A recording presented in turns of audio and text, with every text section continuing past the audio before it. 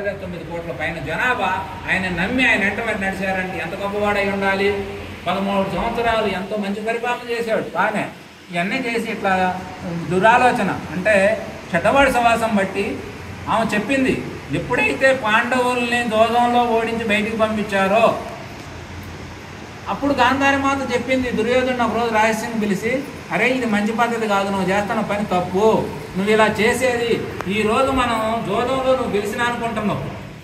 కురువంశ కోడలని ఆడ మనిషిని మీరు ఆ రకంగా మరి ఆమె యొక్క కురులు బట్టి వీడ్చారు. వీటన్నిటి పరిణామం రేపు పొద్దున మనం ఎదుర్కోవాల్సి ఉంటుంది. అందుకు కాబట్టి వీటన్నిటికి అసలు మూల కారణం ఈ శకుని, మీ మేనమామ. ఆయన మాటిని మీరు పక్కదారి పోతున్నారు, మీ శకుని మామని అర్జెంటుగా పంపించండి, ఏడుంటే మీరు బాగుపడడానికి కూడా సత్యం చెప్పింది ఒకరోజు. అయినా ఆయన ధృతరాష్ట్రుడికి అన్నీ తెలుసు, కానీ కొడుకు వచ్చి ఏంది నాన్న అంటే మమకారం. ధృతరాష్ట్రుడికి ఉన్న గుణాలు ఏమిటంటే, ఒకటి లోభం, ఆయన ఇవ్వలేడు, ఇతరులకు ఈ బుద్ధి కాదు. ఇప్పుడు తమ్ముడు ఆస్తి తమ్ముడు పిల్లలకి ఇవ్వాలా లేదా, ఇవ్వడు. స్వార్థం, నాకే ఉండాలనుకుంటాడు ఆయన. దుర్యోధనుడి పరిస్థితి ఏంటంటే ఈయనకి అహంకారం మమకారం.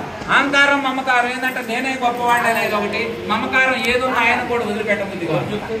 అసూయ మనస్తత్వం, ఇట్లాంటి అనేక రకమైనటువంటి దుర్గుణాలు ఉన్నాయి అని చెప్పి మనకు ఆ రోజు ఈ రకంగా గాంధారి మాత శ్రీకృష్ణ పరమాత్మ ఇద్దరు సంభాషణలో జరిగింది ఏంటంటే, ఇవన్నీ జరిగిన తర్వాత ఆమె శ్రీకృష్ణుడిని అడిగింది, ఇంత గొప్పవాడా ఇట్లా చేశారు, కనీసం ఏమి కాకుండా మరి ఇంత చేశావు నువ్వు, పైగా విదురుడికి ఏ మాట చెప్పాడు ఆమె అదే మాట అడిగింది.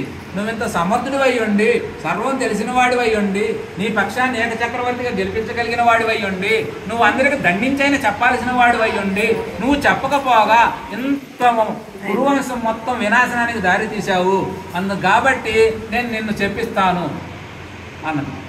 కానీ శ్రీకృష్ణ పరమాత్మ మహాత్ములు ఎవరైనా భక్తుల్ని ఎలా కాపాడతారు అంటే, ఇందులో మనకు భారతంలో బాగా తెలిసేది ఏంటంటే, వ్యాస మహర్షి శ్రీకృష్ణ పరమాత్మ పాండవులకి ఎక్కడ అన్యాయం జరిగిద్దో, పాండవులు ఎక్కడ వాళ్ళు శాపానికి గురవుతారో, పాండవులు ఎక్కడ ఇబ్బంది పడతారో అని చెప్పి. ఎందుకంటే పాండవులు అంటే మంచికి గుర్తు, పాండవులు అంటే ధర్మం, సత్యవ్రతం, వాళ్ళు అంత గొప్పగా ఉండేది.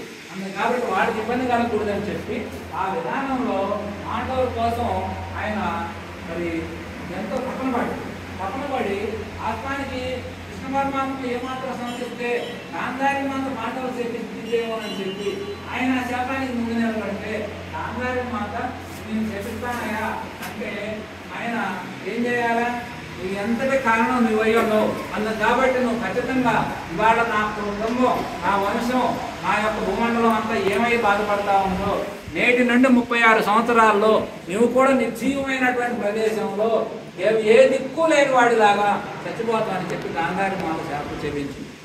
యుద్ధం జరిగిన 36 సంవత్సరాలకి ఈ రోజు ఏం జరిగిందో రేపు అదే జరిగింది, మీలో మీరే కొట్టుకొని పోతారు అని చెప్పాము. భావోద్వేగానికి లోనయ్యి శ్రీకృష్ణ పరమాత్మని చెప్పించడం జరిగింది. ఆయన కళ్ళల్లోకి నీళ్ళు వచ్చినాయి, ముఖంపై చిరునవ్వు ఉంది. నేను ఇదే జరిగింది అనుకున్నామ్మా, ఎందుకంటే ఇంత యుద్ధం జరగడం ఒక ఎత్తు, జరిగిన తర్వాత పరిణామాలు నాకు ముందే తెలుసు. ఇదే జరిగింది అనుకున్నా, తప్పేం లేదు, నువ్వు చెప్పించిన శాపాన్ని నేను స్వీకరిస్తున్నా, కానీ నువ్వు లే. ఎందుకంటే రాజమాత పుత్రుని కనేదే క్షత్రియ ధర్మం ప్రకారం వీరుడుగా రాజ్యాన్ని కాపాడాలి, లేకపోతే ఇద్దరం మనం మరణించాలా అన్న. కాబట్టి నువ్వు రాజమాతవు, గొప్ప మాతవు, సత్యవాదివి, నీ మాటను నేను స్వీకరిస్తున్నా, కానీ లోపాలన్నీ మీలో పెట్టుకొని మీరు నన్ను సేపించడమో పాండవుని దూషించడం వల్ల ఉపయోగం లేదు అని చెప్పి ఆ రకంగా సంభాషణ చేయడం జరిగింది. ఇన్ని చేసిన తర్వాత మళ్ళీ ధర్మరాజు ఏమంటాడంటే, ఇదంతా అయిపోయిన తర్వాత 4 రోజులు పట్టింది ఆ శవాల దెబ్బలని కాలేయటానికి. అయిపోయిన తర్వాత ఇక శాంతి పర్వం ప్రారంభమవుతుంది. శాంతి పర్వంలో ఏంటి, ఆయన ధర్మరాజు ఏమంటాడంటే, ఆయనకి తెలిసింది ఏది, స్త్రీ పర్వంలో అందరికి పిండ ప్రదానాలు చేస్తుంటే ఏమా కుంతీదేవి చెప్పింది, అప్పుడు చెప్పింది రహస్యం. అయ్యా అందరికీ చేస్తున్నాడు, కర్ణుడు కూడా మీకంటే ముందు జన్మించాడు నా గర్భాన్నే సూర్యుని యొక్క వరప్రభావం చేత అన్నగాటి కర్ణుడు కూడా పిండ ప్రదానం చేయమని అన్నది. అప్పుడు ధర్మరాజు ఆశ్చర్యపోయింది, ఇదేమిటమ్మా, ఇట్లాంటి నిప్పు కనుక లాంటి నిజాన్ని నీ కొంగు నిన్నాళ్ళు ఎలా దాచుకోగలిగావు? అదే ఒక్క మాట కర్ణుడు మా తోడబుట్టినోడు అని మాకు చెప్తే అసలు యుద్ధమే మానేసేవాళ్ళం, ఆయనకు పరిచర్యకులుగా ఉండేవాళ్ళం, ఆయన్నే రాజును చేసేవాళ్ళం. ఆయన మా పక్కన ఉంటే మేము ఈ భూమండలం కాదు ముల్లోకాలలో మమ్మల్ని జయించేవాళ్ళు లేకుండా జీవించేవాళ్ళం. కానీ ఎంత పని చేసినావు తల్లి కాబట్టి నేటి నుంచి ఆడవాళ్ళకి మనసులో ఏదైనా సంకల్పం కానీ జరిగితే అది వెంటనే వాళ్ళ మనసులో నిలవకుండా కాకని తెప్పించింది ధర్మరాజు. ఆ ఒక్క శాపమే. అందుకని ఆడవాళ్ళ మనసులో ఏదైనా వచ్చిందనుకో నోట్లో ఆ మాట తాగదు, ఎక్కడ వెళ్ళిపోతుంది. ఆ కర్ణుడు లేకపోతే అసలు భారత యుద్ధమే లేదమ్మా. ఎందుకంటే దుర్యోధనుడికి భీష్మ పితామహుడు, ద్రోణాచార్యులు, కృపా వీళ్ళు ఆచార్యులు అయినప్పటికీ వాళ్ళకంటే దుర్యోధనుడికి కర్ణుడు అంటే చాలా ప్రీతి.